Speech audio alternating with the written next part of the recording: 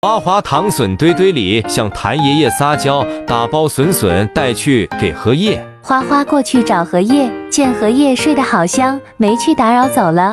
绕了一大圈，来到了滑滑梯这边，看见竹丛后，一头扎进了竹丛里，咬着竹子，摇头晃脑地滑了下去，叼着竹子，咬着笋皮皮玩，接着跌跌撞撞地抱着小树，修理起了树枝，将好不容易才长出来的2棵小树苗一口咬下，带到了滑滑梯底下，开心地打起了滚。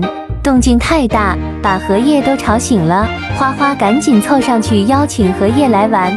荷叶还没睡醒，迷迷糊糊地趴下来看着花花。花花试探了几下，发现荷叶没反应，生气摇起了手，然后又去修理树枝。荷叶看花花挂在半空，站了起来。花花一激动掉了下去，爬起来扑向了竹丛，在里面不停蹦跶，吸引荷叶的注意，想让荷叶下来玩。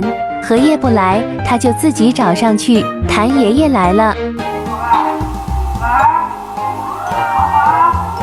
花花还没玩够，但还是听爷爷的话滑了下去。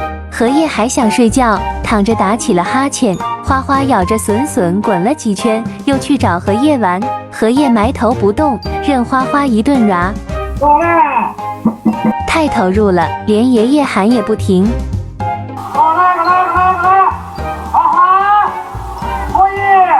在爷爷的催促下，终于放开跑走了，围着荷叶开心的蹦跶，跑来跑去，爬到海盗船上，摔下来后立马跑去找荷叶，动作利索地爬上滑滑梯，趴下去等荷叶。荷叶冒出脑袋陪花花玩，花花赶紧凑上去，从上面掉了下来。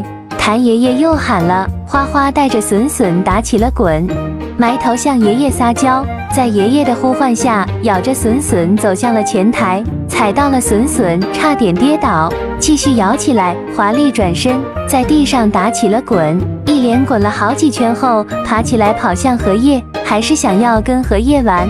荷叶不搭理，花花摔了下去，围在荷叶身边打转。